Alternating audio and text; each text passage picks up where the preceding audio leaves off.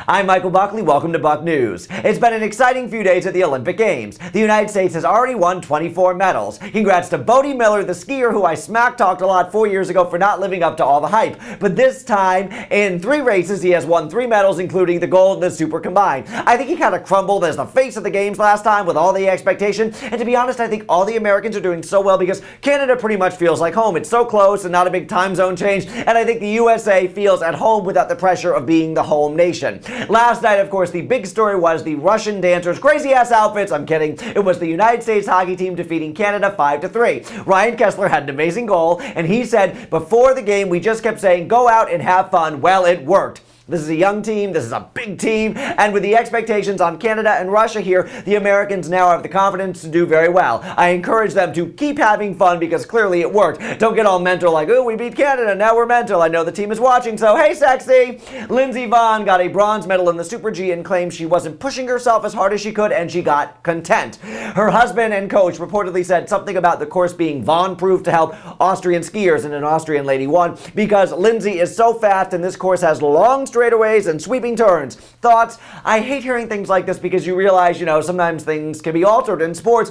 Humans setting a course to the disadvantage of a certain athlete, but then I feel stupid and maybe he's just being sour. I don't know enough about skiing, so let me know what you think. Apolo Ohno won a bronze in the 1,000 meters in speed skating, so he is now the most decorated American athlete in Winter Olympics history. He's awesome. I love him. I followed him for a long time and I rooted for him on Dancing with the Stars. What a classy guy. Did you see Shaun on Oprah? I love him too. So fun and good-spirited. I love seeing how excited. He wears a lot of jewelry, a lot of rings, and a lot of wrists, a lot. He's all decked out.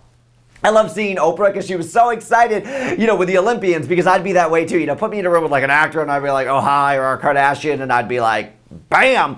But, somebody who's an Olympic champion, I'd be like a little starstruck and a little giddy. I admire someone who has achieved such a high level of sports. Scotty Lago, who stood with white on the podium, has left the games after a racy photo showed up of him on TMZ.com with his Olympic medal below his waist and some girl was kissing it. I was almost offended. If she was cute, it might be okay. And if it was a gold, it would totally be wrong. But since it's a bronze, it seems not so bad. I don't know. What do you think? The first report was he left voluntarily, but now the rumor is he got kicked out of the Olympic Village. I don't know. Tonight is the skating free dance. The Canadians Virtue and Moyer from Canada are leading, followed by Davis and White from the USA, who look like Belle from Beauty and the Beast, and he looks like the greatest American hero, so watch for that tonight. And the controversial Russians are third, and Tanith and Ben, the longtime American champions, are in fourth. The placements are likely to stay that way, I think. Did you watch last night? If you watched with me, I told you all about twizzles and how important they were. Everyone thought that I made up that word, but no, it's really called a twizzle. The skating was strong last night, unlike 4 years ago when suddenly ice dancing was exciting when not 1, not 2, not 3, but I think 4 couples fell in the original dance, and that redheaded lady did her death stare at her partner.